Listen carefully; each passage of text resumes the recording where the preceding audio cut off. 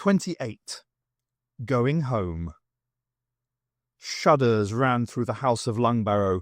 Its timbers shivered, down from its scaly roofs to the fibrous ends of its extending roots. Deep in the flooded north annex there was a well. Thoughts flickered like shadows in its depths.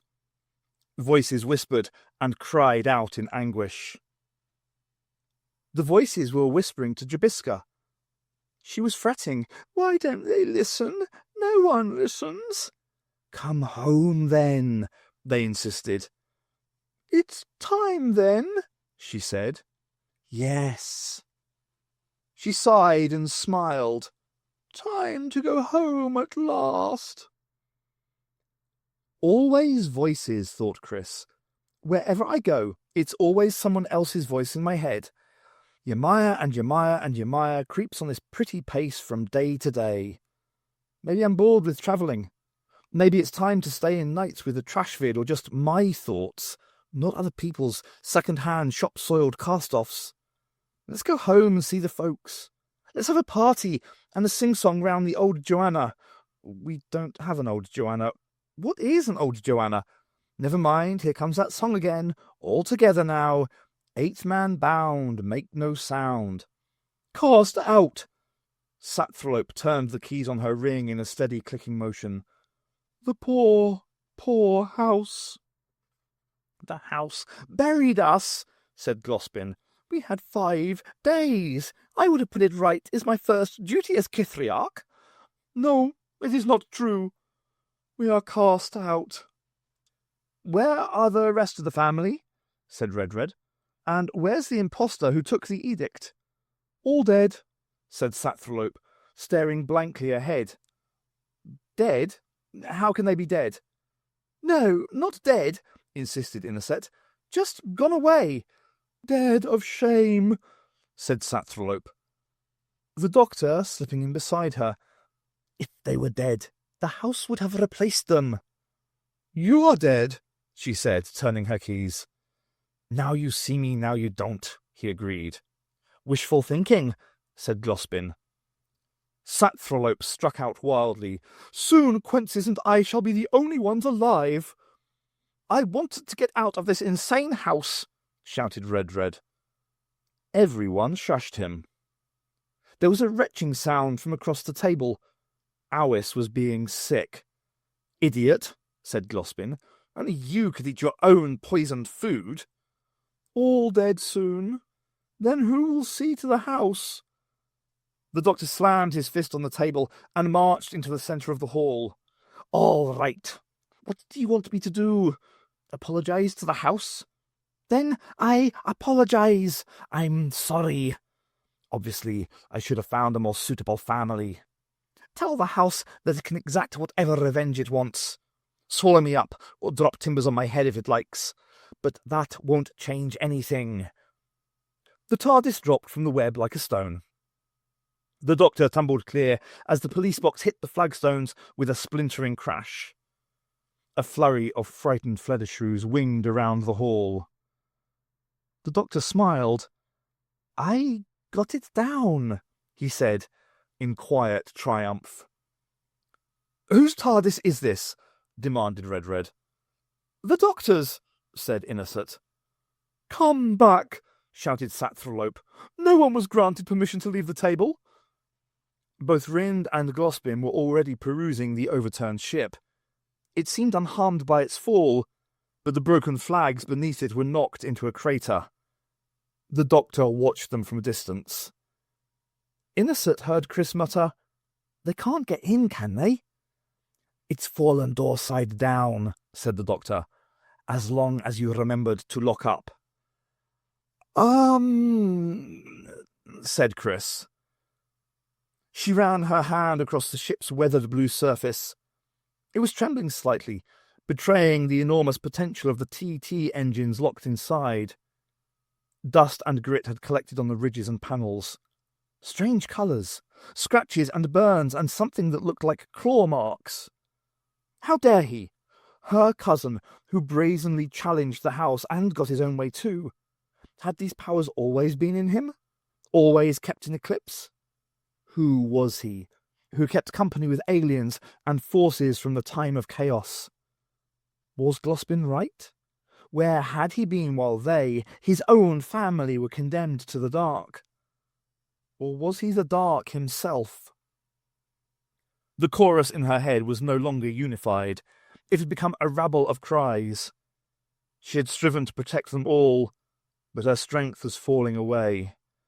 To what else would they now be reduced?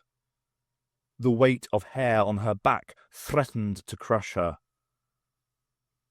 Rind had his ear to a panel. "Sounds steady enough," he said. Innocent pulled him away. "It's not your property, Rind." "So what?" said Glospin. "How do we get inside?"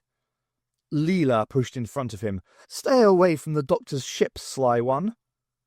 Glospin smiled and pulled his knife. Rind followed suit.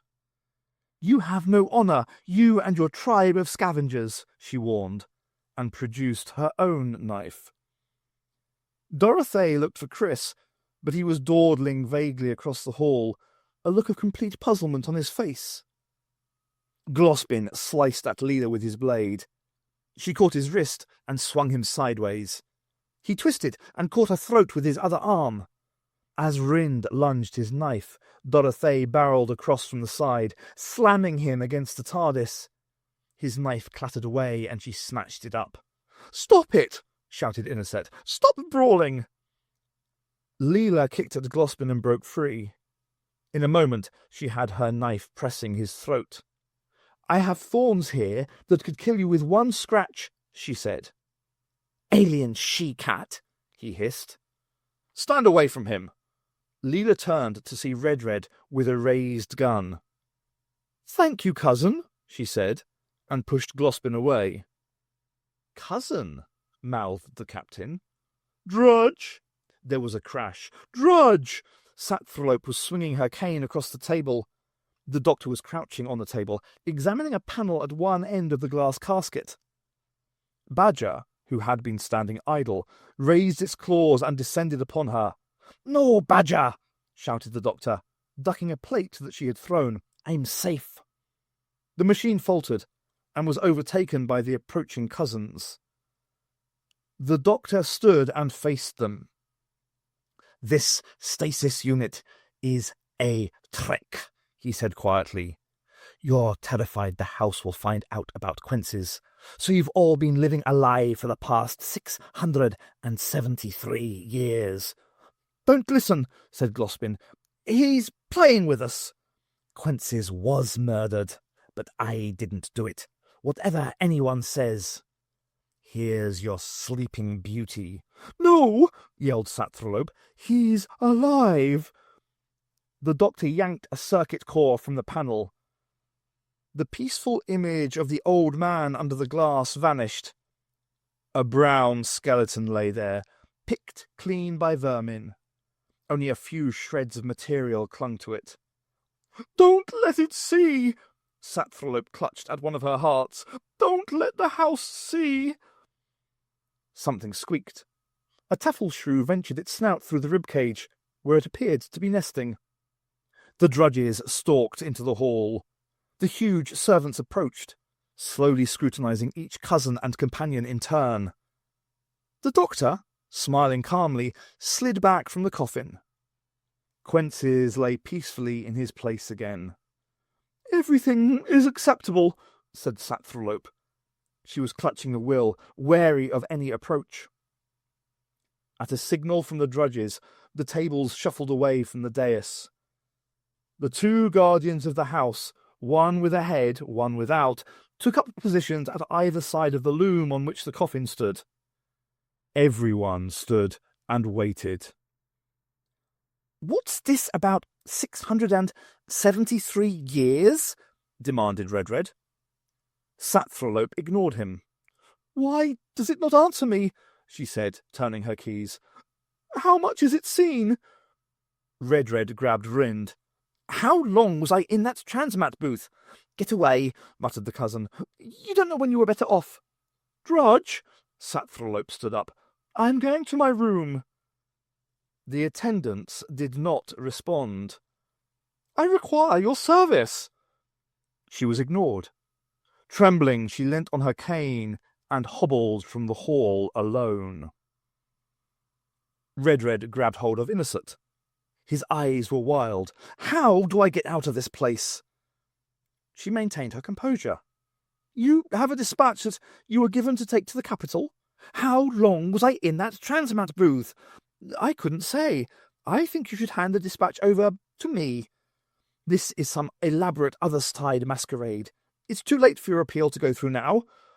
She pulled away from him. She had a clear path out, and then the doctor was at her elbow. "Innocent, thank you for sabotaging the transmat booth." "I did nothing of the sort." "Yes, you did. Chris saw you steal Glospin's original document. You deliberately prevented the delivery of some rather damning material." "Damning for whom? I didn't even consider the captain." "Dear Innocent," he said humbly, "you always put other people first." She almost laughed.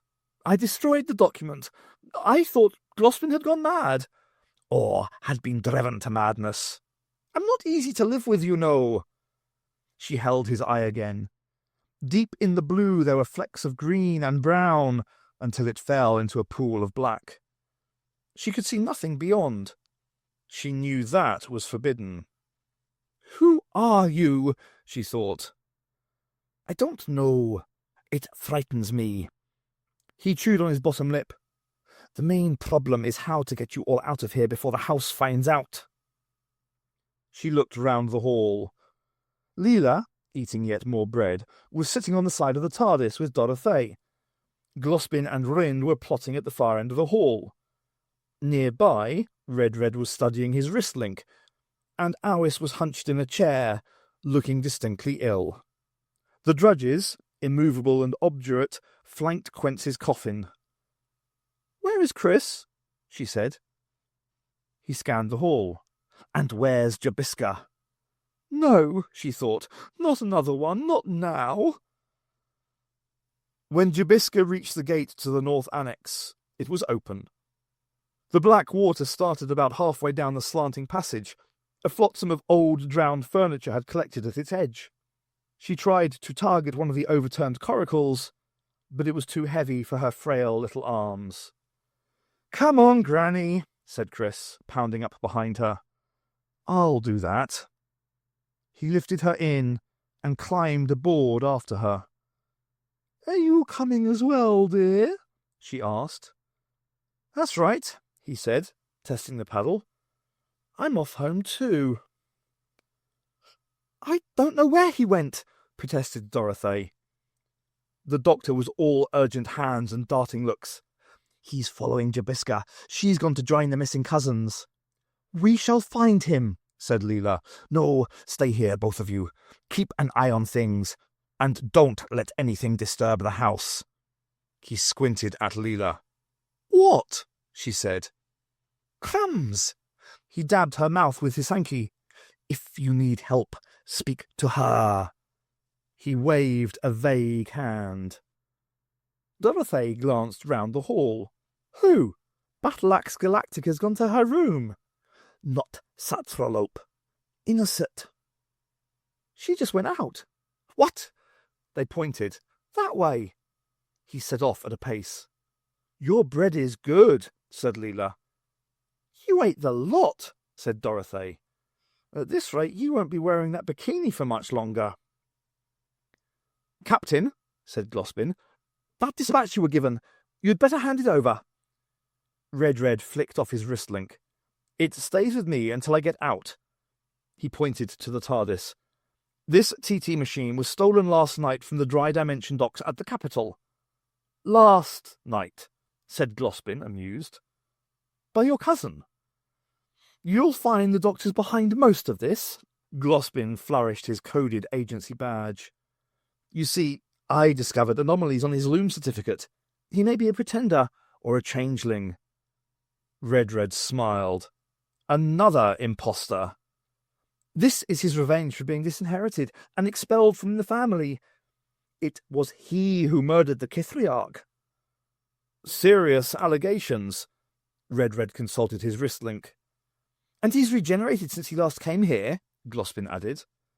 I'm sure we'd find more evidence if we could get into his ship.